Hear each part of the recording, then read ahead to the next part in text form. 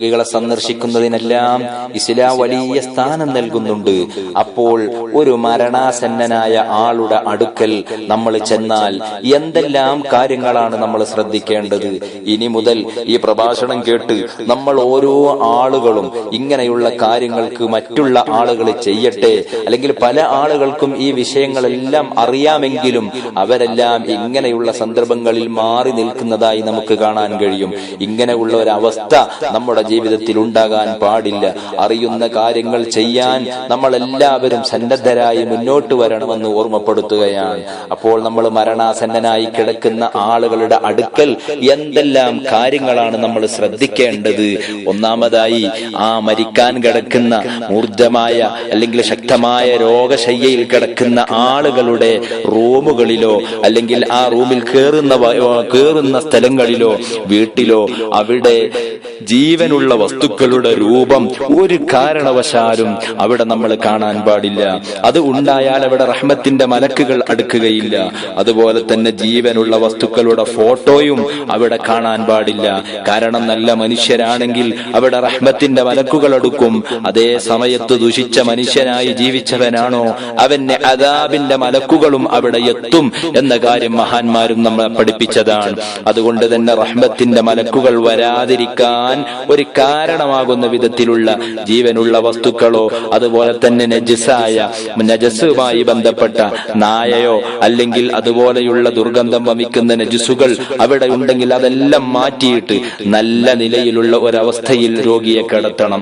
ഒന്നാമതായി മറ്റൊരു കാര്യം ശ്രദ്ധിക്കേണ്ടത്, ആ രോഗിയുടെ കിടപ്പ് നമ്മൾ പ്രത്യേകം ശ്രദ്ധിക്കണം. അവരെ കിബിലയുടെ ഭാഗത്തേക്ക് നമ്മൾ തിരിച്ചു കടത്തണം. ഇവിടെ പ്രത്യേകം ശ്രദ്ധിക്കേണ്ടത്, ആ കിടക്കുന്ന രോഗിയുടെ കാലിന്റെ ഉള്ളൻകാലും അതുപോലെ തന്നെ മുഖവും കിബിലയുടെ ഭാഗത്തേക്ക് വരുന്ന വിധത്തിലാണ് മയ്യത്തിനെ നമ്മൾ ആ രോഗിയെ, മരിക്കാൻ കിടക്കുന്ന അല്ലെങ്കിൽ മരണത്തിലേക്ക് നീങ്ങിക്കൊണ്ടിരിക്കുന്ന ആ രോഗിയെ നമ്മൾ കിടത്തേണ്ടത്. മറ്റൊരു കാര്യം, ലാ ഇലാഹ ഇല്ലല്ലാഹ് എന്ന ദിക്ർ നമ്മൾ ആ മയ്യത്തിനെ കൊണ്ട് ചെല്ലിപ്പിക്കണം. അതിന് നമ്മൾ വേജാറാക്കുന്ന കോലത്തിൽ അത് അവർക്ക് ചൊല്ലിക്കൊടുക്കാൻ പാടില്ല. മറിച്ച് സാവധാനത്തിൽ വളരെ ശബ്ദം താഴ്ത്തി മയ്യത്തിന്റെ ചെവിയുടെ അടുക്കൽ പോയി നമുക്ക് ഇത് ചൊല്ലിക്കൊടുക്കാവുന്നതാണ്. ഇവിടെ നമ്മൾ പ്രത്യേകം ശ്രദ്ധിക്കേണ്ടത്, ഈ ചൊല്ലിക്കൊടുക്കുന്ന ആളുകൾ ഒരു തെറ്റിദ്ധാരണക്ക് വകുപ്പ് ഇല്ലാത്തവരാകൽ പ്രത്യേകം ശ്രദ്ധിക്കണം. കാരണം ഈ രോഗിക്ക് ഇങ്ങനെ തോന്നുകയാണ്, നമ്മൾ ചൊല്ലിക്കൊടുക്കുമ്പോ ഇവൻ എന്റെ അനന്തരാവകാശ സ്വത്തിൽ കണ്ണുവെച്ചത് കൊണ്ടാണോ ഇത് ചൊല്ലിത്തരുന്നത് എന്ന ഒരു ചിന്ത മയ്യത്തിന് ഇല്ലാതിരിക്കാൻ അങ്ങനെ തെറ്റിദ്ധാരണ പരത്തുന്ന ആളുകൾ മാറി നിൽക്കൽ പ്രത്യേകം നല്ലതാണ്.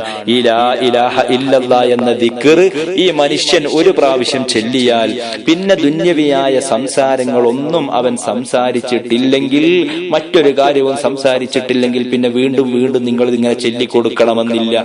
കാരണം ഹബീബ് നബി മുഹമ്മദുർ റസൂലുള്ളാഹി സ്വല്ലല്ലാഹു അലൈഹി വസല്ലമ തങ്ങൾ പഠിപ്പിച്ചു, മൻ ഖാല ആഖിറു കലാമി ലാ ഇലാഹ ഇല്ലല്ലാഹ് ദഖലൽ ജന്ന.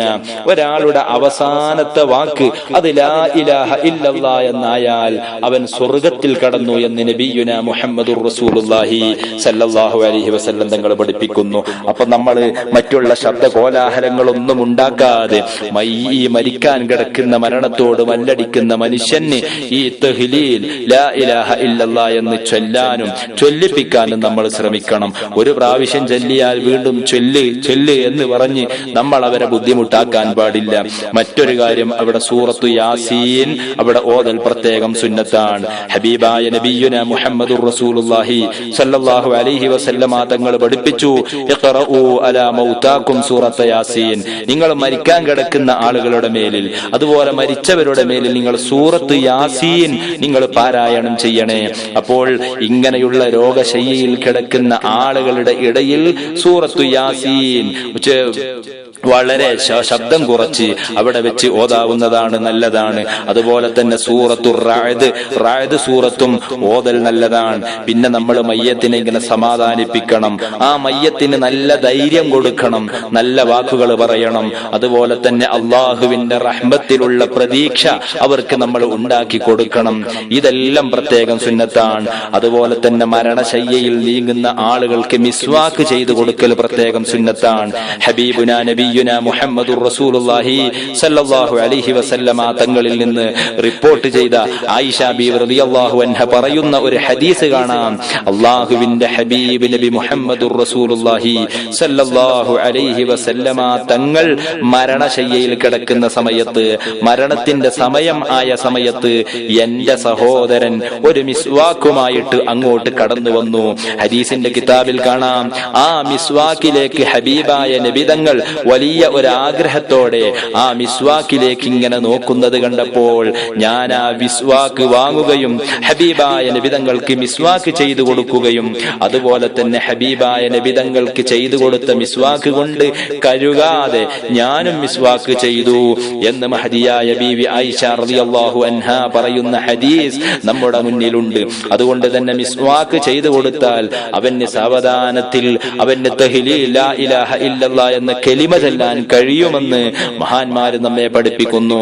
അതുപോലെ തന്നെ വെള്ളത്തിന് ആവശ്യം ഉള്ള ഒരാൾ, അതായത് രോഗശയ്യയിൽ കിടക്കുന്ന ഈ മരണത്തോട് മല്ലടിക്കുന്ന ഈ ആൾക്ക് വെള്ളത്തിനോട് ആവശ്യമുണ്ടായിട്ട് വെള്ളം കൊടുക്കാതിരിക്കാൻ വലിയ കുറ്റമാണ്. അതേ സമയത്ത് അവർക്ക് ആവശ്യമില്ലെങ്കിലും വെള്ളം തൊട്ടുകൊടുക്കൽ ആ അവസ്ഥയിൽ വല്ലാത്ത നല്ല കാര്യമാണെന്ന് പ്രത്യേകം ഓർമ്മപ്പെടുത്തുകയാണ്.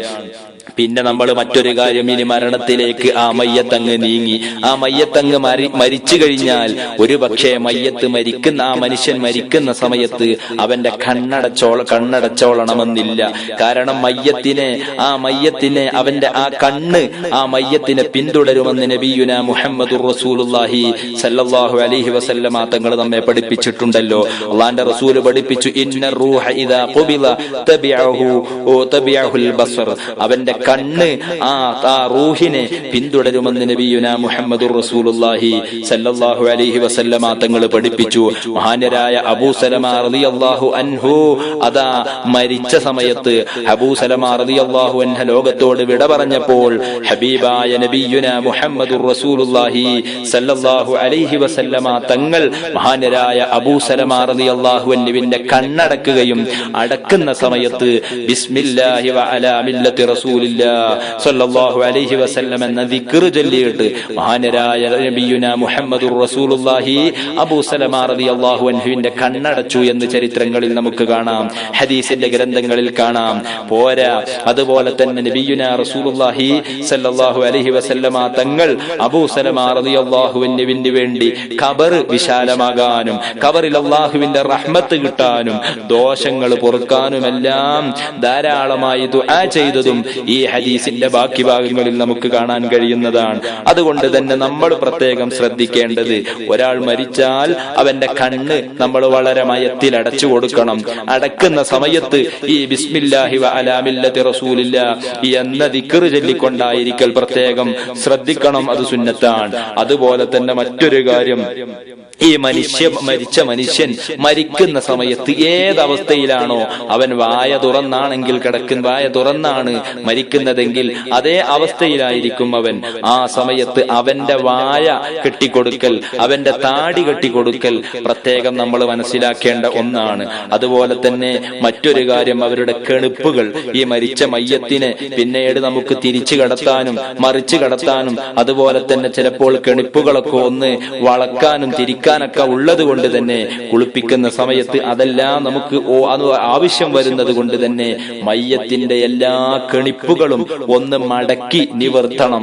എന്നാലേ പിന്നീട് അങ്ങോട്ട് നമുക്ക് ഏത് സമയത്ത് മടക്കണമെങ്കിലും അല്ലെങ്കിൽ മടക്കണമെങ്കിലും അതുപോലെ തന്നെ നിവർത്തണമെങ്കിലും മറ്റുള്ള ആ കുളിപ്പിക്കുന്ന അവസ്ഥയിലൊക്കെ നമുക്ക് പ്രത്യേകം അതൊരു വലിയ ഉപകാരമായിരിക്കും, വലിയ ഒരു എളുപ്പമായിരിക്കുമെന്ന് ഓർമ്മപ്പെടുത്തുകയാണ്. അതുപോലെ തന്നെ മരിക്കുന്ന സമയത്ത് ഈ മയ്യത്തിന്റെ അവസ്ഥ, ഈ മയ്യത്തിന്റെ ഡ്രസ്സ്, മരിക്കുന്ന സമയത്തുള്ള ആ വസ്ത്രം നമ്മൾ മാറ്റണം. കാരണം മരണത്തിന് വല്ലാത്ത വേദനയാണ്. നബിയുനാ മുഹമ്മദുർ റസൂലുള്ളാഹി സല്ലല്ലാഹു അലൈഹി വസല്ലമ തങ്ങൾ പഠിപ്പിച്ചല്ലോ, ഇന്നലിൽ മൗതി ലസക്കറാത്ത്, മരണത്തിന് ശക്തമായ ഒരു വേദനയുണ്ടെന്ന് നബിയുനാ മുഹമ്മദുർ റസൂലുള്ളാഹി സല്ലല്ലാഹു അലൈഹി വസല്ലം തങ്ങൾ പഠിപ്പിച്ചതാണ്.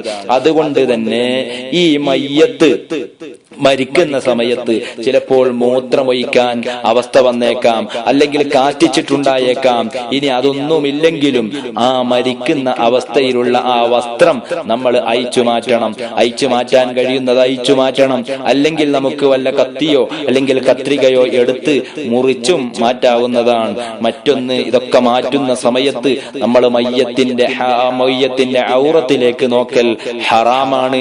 അത്യാവശ്യമാണെങ്കിൽ നോക്കുന്നതിന്റെ പ്രശ്നമില്ല. എന്നിരുന്നാലും വെറുതെ നോക്കിയിരിക്കൽ കറാഹത്താണ്. ഇനി ഔറത്തല്ലാത്ത ഭാഗത്തേക്കാണെങ്കിലും മയ്യത്തിനെ വെറുതെ നോക്കിയിരിക്കൽ കറാഹത്താണെന്ന് മഹാന്മാർ ഫുഖഹാക്കൾ രേഖപ്പെടുത്തി വെച്ചതായി കാണാം. പിന്നീട് നമ്മൾ ശ്രദ്ധിക്കേണ്ട മറ്റൊരു കാര്യം, ശരീരമാസകലം മൂടുന്ന വിധത്തിലുള്ള വലിയ ഒരു വസ്ത്രം കൊണ്ട്, നൈസായ ഒരു വസ്ത്രം കൊണ്ട് മയ്യത്തിനെ നമ്മൾ മൂടണം.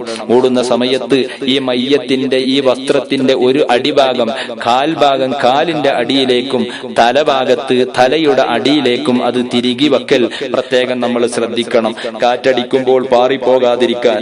അതുപോലെ മയ്യത്തിനെ കിടത്തേണ്ടത് നല്ല പായ ഒന്നും വിരിക്കാതെ, അല്ലെങ്കിൽ തുണിയോ പായയോ ഒന്നും വിരിക്കാത്ത ഒരു പലകയിൽ തന്നെ. നമ്മുടെ നാട്ടിലൊക്കെ അതിന് പ്രത്യേകമായി പടി തന്നെ നമ്മുടെ പള്ളികളിലെല്ലാം കാണാവുന്നതാണ്. അങ്ങനെയുള്ള പടികളിൽ തന്നെ അവരെ കിടത്തലാണ് ഏറ്റവും നല്ലത്. പിന്നെ ഉറുമ്പ്, അതുപോലെ തന്നെ പ്രാണികളൊക്കെ ചിലപ്പോൾ ഈ ജീവനില്ലാത്ത ശരീരമായതുകൊണ്ട് കയറിക്കൂടാനും അങ്ങോട്ട് അരിച്ചു വരാനൊക്കെ സാധ്യതയുള്ളത് കൊണ്ട് അതെല്ലാം നമ്മൾ പ്രത്യേകം ശ്രദ്ധിക്കണം എന്ന് ഓർമ്മപ്പെടുത്തുന്നു. പിന്നെ മറ്റൊരു കാര്യം നമ്മൾ ശ്രദ്ധിക്കേണ്ടത്, ഈ മനുഷ്യൻ മരിച്ചു കഴിഞ്ഞാൽ ചിലപ്പോൾ അവന്റെ വയറ് പൊന്താൻ സാധ്യതയുണ്ട്. അതുകൊണ്ട് തന്നെ വയറ്റത്ത് നമ്മൾ കനമുള്ള വല്ല വസ്തുക്കളും വെക്കൽ പ്രത്യേകം ശ്രദ്ധിക്കേണ്ടതാണ്. കനമുള്ള വസ്തു എന്ന് പറഞ്ഞാൽ ഫുഖഹാക്കൾ പഠിപ്പിക്കുന്നു, അവിടെ ഇരുമ്പിന്റെ എന്തെങ്കിലും ചെറിയ കനമുള്ള ഒരു വസ്തു വെച്ചാൽ പിന്നെ അവന്റെ വയറ് അത് പൊന്തുകയില്ല. അതിനാവശ്യമായ സാധനം കണ്ടെത്തി നമ്മൾ വെക്കേണ്ടതാണ്. ഇങ്ങനെയുള്ള ഒരുപാട് കാര്യങ്ങൾ. ഇതെല്ലാം കഴിഞ്ഞു. പിന്നെ ഇൻഷാ അല്ലാഹ് മയ്യത്ത് കുളിയിലേക്ക്. ഇനി നമ്മൾ എന്താക്കരുത്, ഇതെല്ലാം കഴിഞ്ഞ് കാണാനുള്ളവർക്ക് പെട്ടെന്ന് കാണുന്ന സമയത്ത് അവിടെ പ്രത്യേകം ശ്രദ്ധിക്കേണ്ടത്, ജീവിതത്തിൽ അവനിക്ക് കാണൽ ഹറാമായ ആളുകളുണ്ടോ അവർക്ക് ഈ മയ്യത്ത് കാണിച്ചു കൊടുത്താൽ കാണിച്ചു കൊടുക്കുന്ന നമ്മളായിരിക്കും അതിന്റെ കുറ്റക്കാർ. ഇതെല്ലാം കഴിഞ്ഞതിന് ശേഷം മയ്യത്തിനെ നമ്മൾ അനാവശ്യമായി വെറുതെ അവിടെ താമസിപ്പിക്കരുത്. പെട്ടെന്ന് തന്നെ കുളിപ്പിക്കുകയും അതുപോലെ കഫൻ ചെയ്ത് നമ്മൾ മറമാടാനുള്ള പരിപാടി നമ്മൾ ആസൂത്രണം ചെയ്യണം. പല സ്ഥലങ്ങളിലും മയ്യത്തിനെ വെറുതെ വെച്ച് താമസിപ്പിക്കുന്നതായി നമുക്ക്